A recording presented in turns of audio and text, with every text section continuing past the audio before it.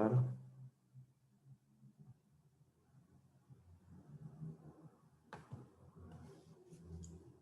Gracias por el aviso de la grabación y continuamos.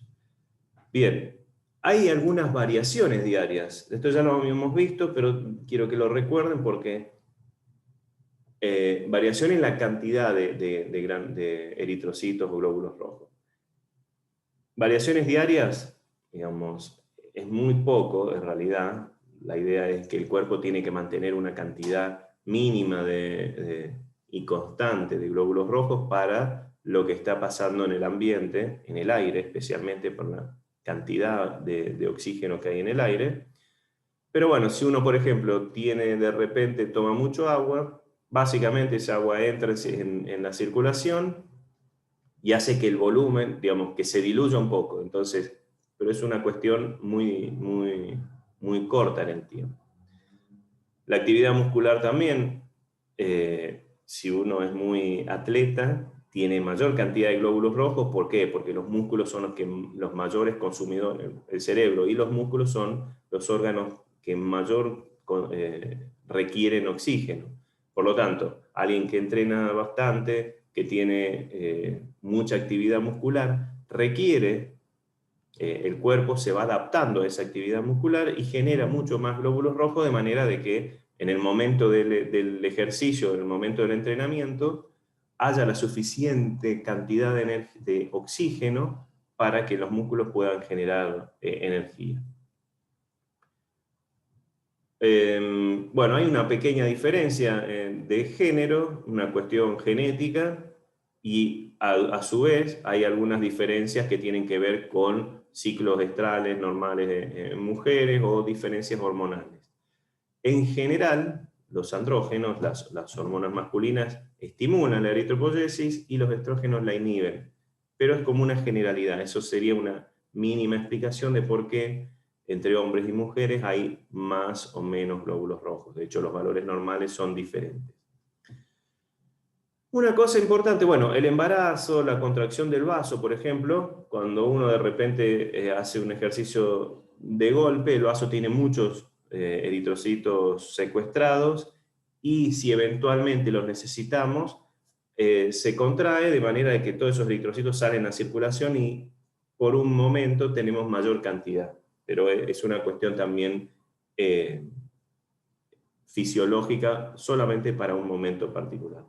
Y una cosa importante, que es donde se empezó a notar una gran diferencia, es la altura. En la altura, a nivel del mar, la altura de la tierra donde uno vive, es una característica que está asociada directamente asociada con mayor cantidad de glóbulos rojos. A mayor altura, mayor cantidad de glóbulos rojos. ¿Y esto por qué? Especialmente porque a mayor altura tenemos menor concentración de oxígeno en el aire, y justamente como los glóbulos rojos son las células encargadas de llevar el oxígeno a todas las células del cuerpo, requieren o están en función, la cantidad de glóbulos rojos y la cantidad de hemoglobina están en función de la cantidad de oxígeno que puedan tomar a partir del aire. Si hay menos oxígeno, tiene que haber más. ¿Y cómo ocurre esto? Bueno, también recordando un poco cuáles eran los pasos en la maduración, tenemos, por ejemplo,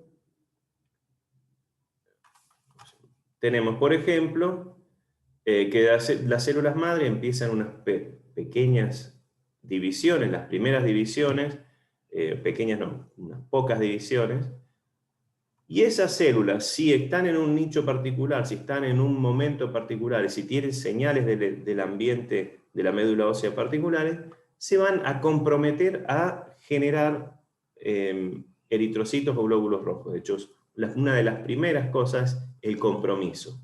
Cuando una célula madre se divide en dos, la que va a madurar, primero se compromete a hacer un linaje, es decir, va a ser glóbulo rojo, va a ser linfocito, va a ser granulocito. Si va a ser glóbulo rojo, empieza a sufrir una serie de cambios.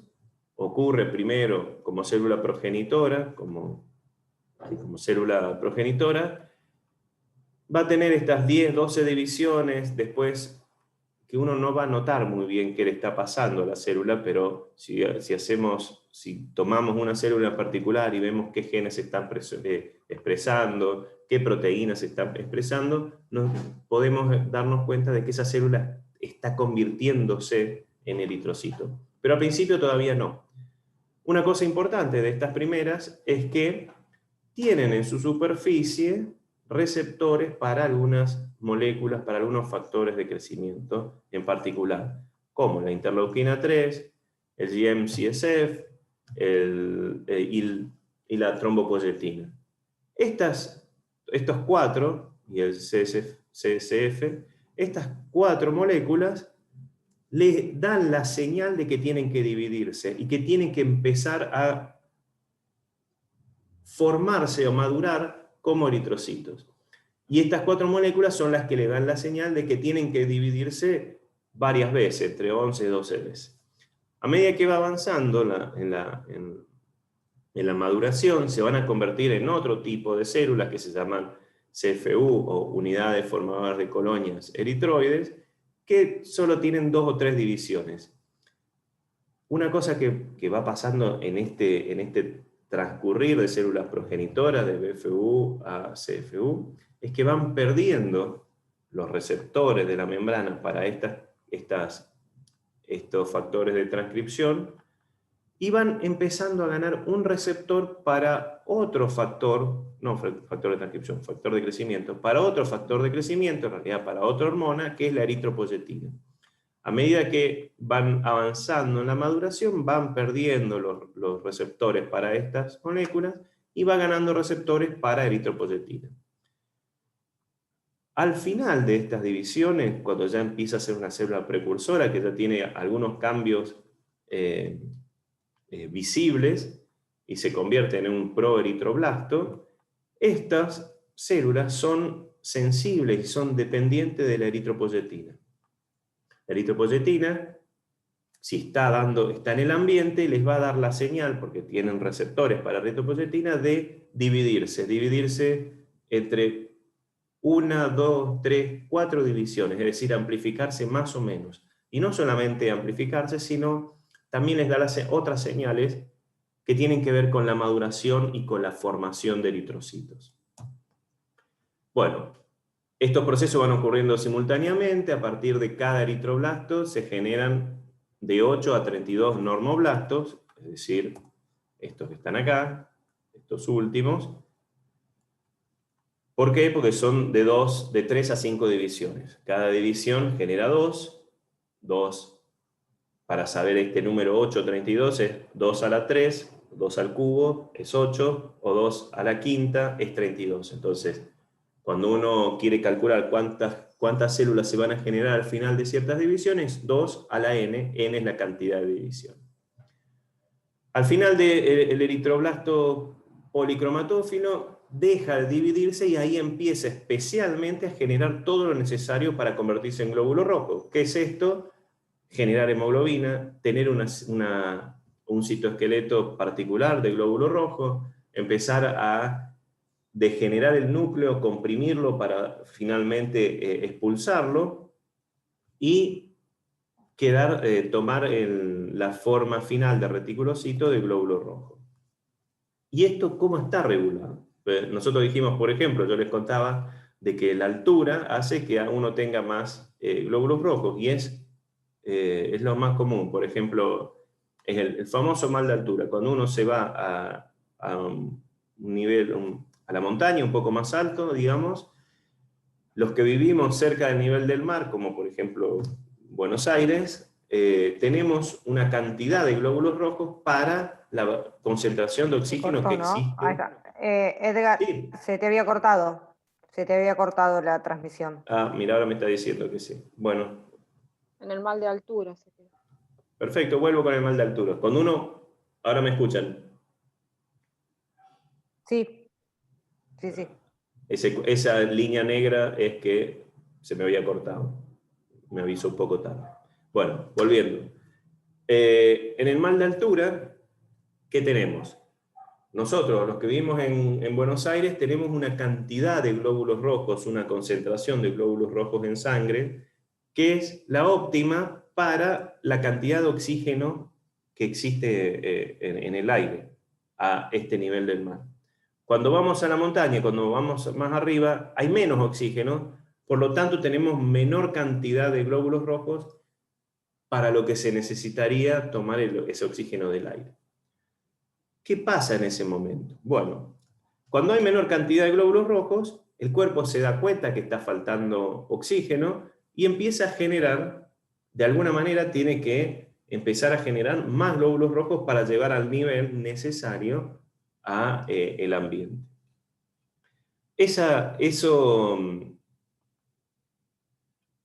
Ese sensado, esa red, básicamente tiene que ver que los tejidos son capaces, y especialmente uno en particular, el riñón, es capaz de medir o darse cuenta cuánta oxihemoglobina hay en circulación.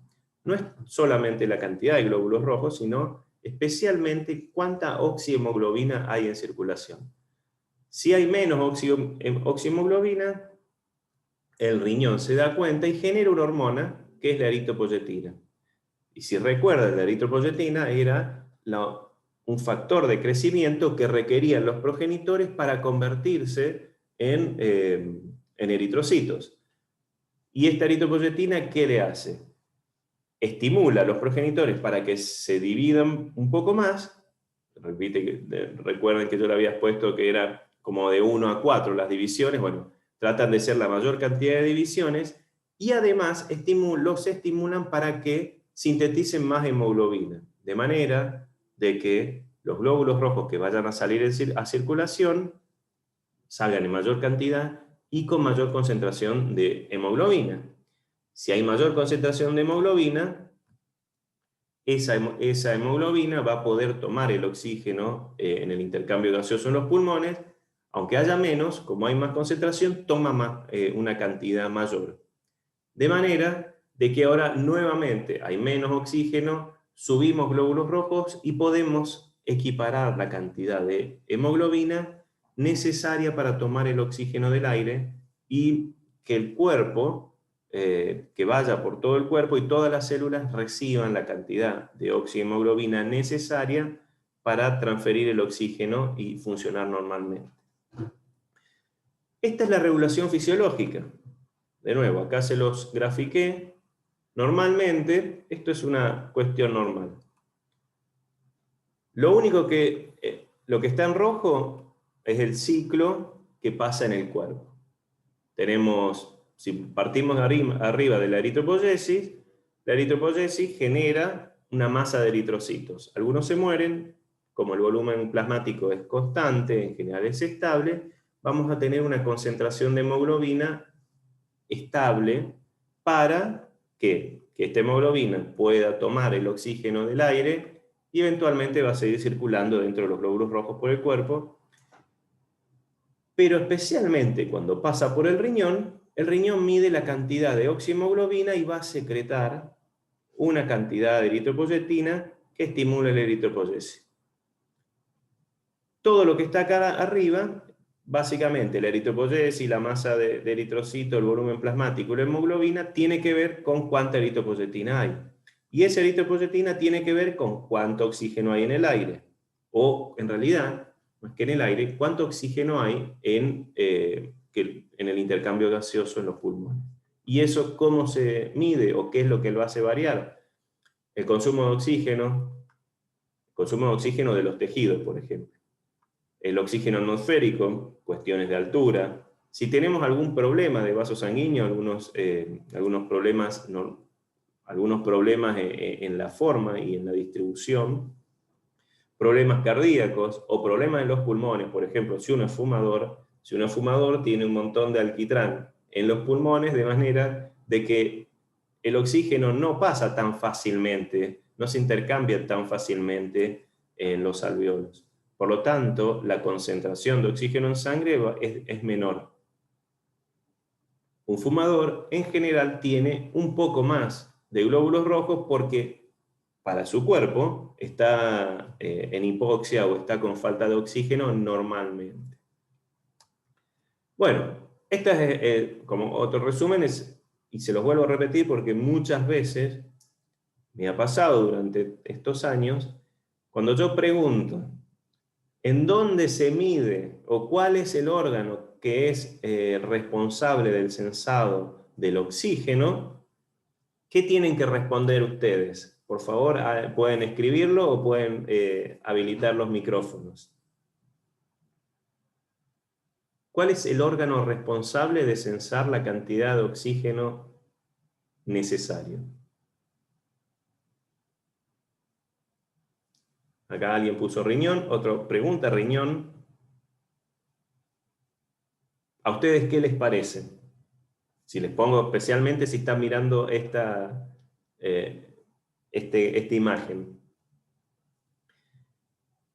Bueno, no voy a esperar que todos pongan riñón, pero a pesar de que ahora parece muy simple, es algo común que en las evaluaciones pongan pulmón. Y no, el pulmón no tiene nada que ver con el censado o con la evaluación de cuánto oxígeno hay en sangre. El órgano que es el responsable de censar y de organizar cuánta hemoglobina tiene, censar el oxígeno y organizar cuánta hemoglobina tiene que haber en circulación, es el riñón. El riñón tiene muchas células que son especialistas en medir cuánto oxígeno hay en sangre. Cuando baja ese oxígeno, se disparan unos factores de transcripción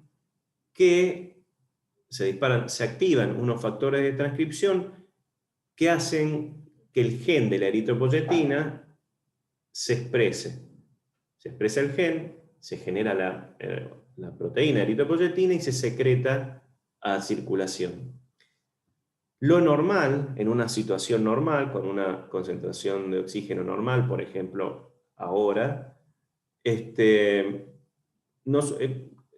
vamos a tener una cantidad de oxígeno en sangre que va a tener una concentración particular de oxiohemoglobina, que es la concentración normal o estable para el momento donde estamos viviendo, y eso va a generar una cantidad de eritropoyetina, es decir, tenemos que tener un nivel mínimo de eritropoyetina o un nivel basal, porque la eritropoyetina es una hormona que es necesaria para que las células precursoras se terminen formando en eritrocitos. Si no hay eritropoyetina, los precursores no se generan como eritrocitos y generan otro tipo, hay anemia por distintas maneras.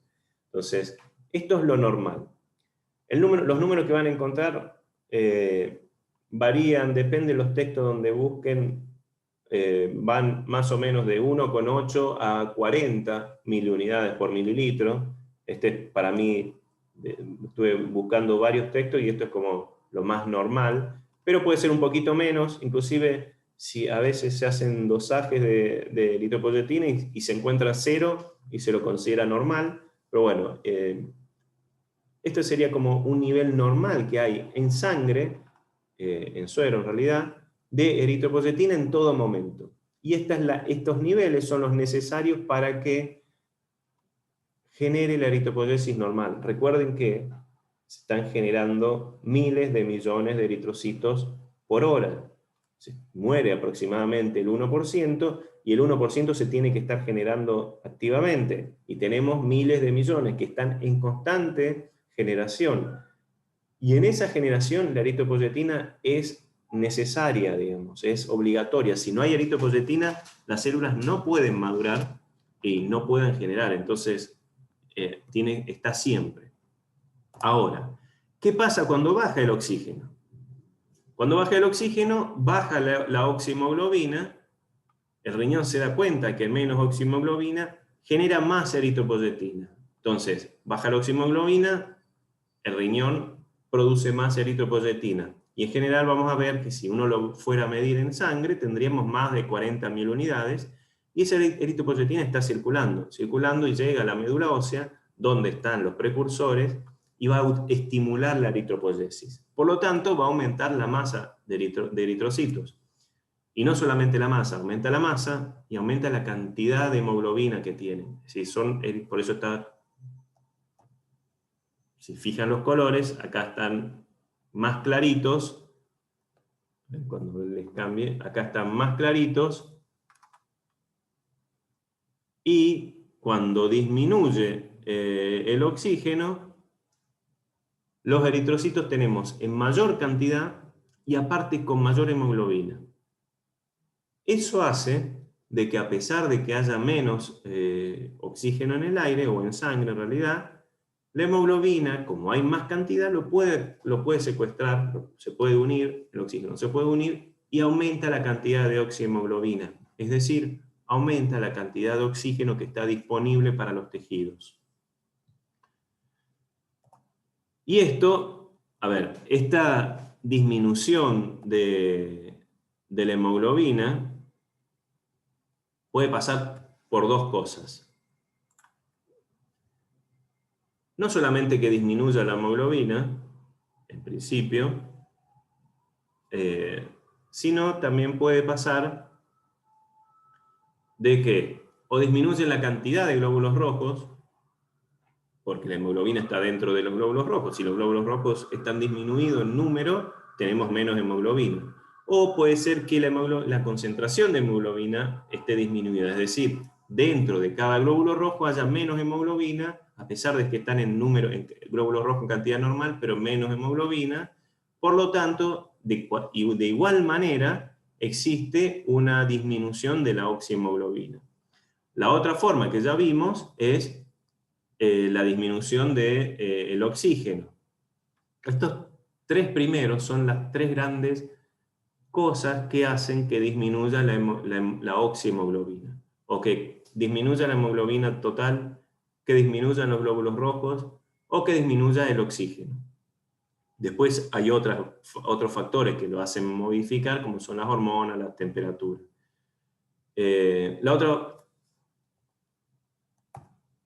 Una vez que aparece la hemoglobina,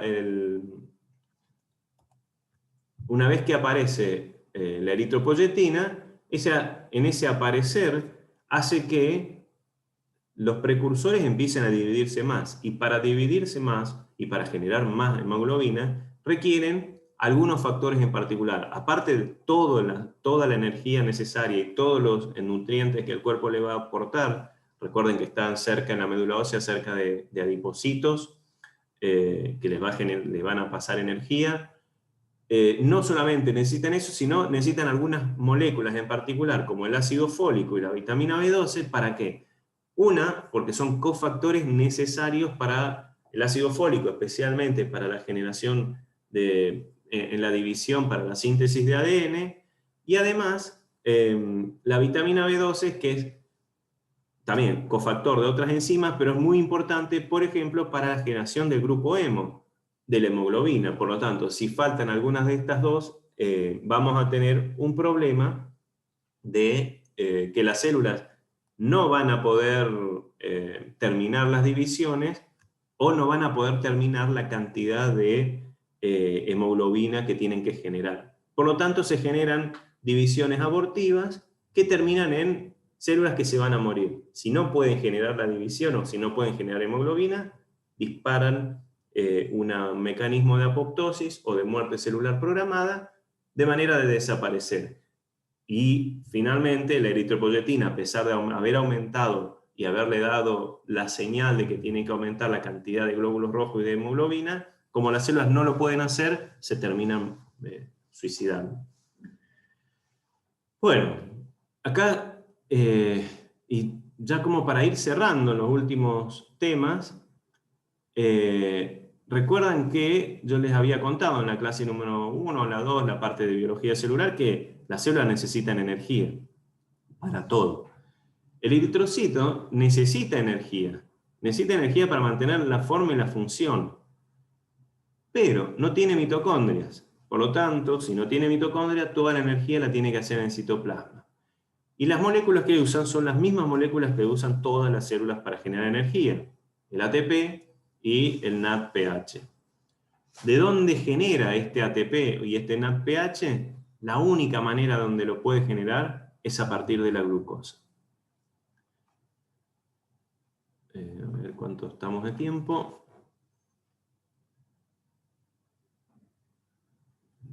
Acá, bueno, ¿cuáles son las funciones necesarias de un glóbulo rojo?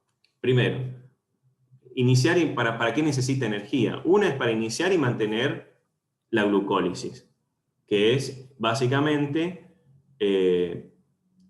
una serie de reacciones que a partir de la glucosa la va degradando, generando lactato, ácido láctico, y en el medio va a generar 1 o 2 ATPs en general, y un poco de NADPH. Con ese poquito ATP sirve para hacer otras cosas. ¿Para qué también necesita energía? Para mantener el hierro, el átomo de hierro en el grupo hemo. Recuerden que la hemoglobina es una proteína, es un tetrámero gigante, que cada uno de los monómeros tiene un grupo hemo y en el medio tiene un átomo de hierro. Y lo tiene que mantener ahí.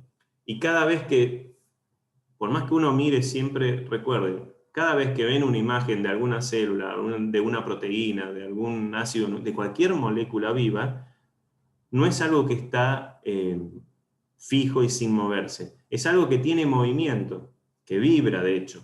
Y en ese movimiento se puede deformar. Y cuando se deforma, pierde su función. Entonces, tiene que haber algo que lo vuelva a formar y lo vuelva a mantener en la forma que corresponde, en la forma que le da función. Y eso, volverlo a arreglar, requiere energía.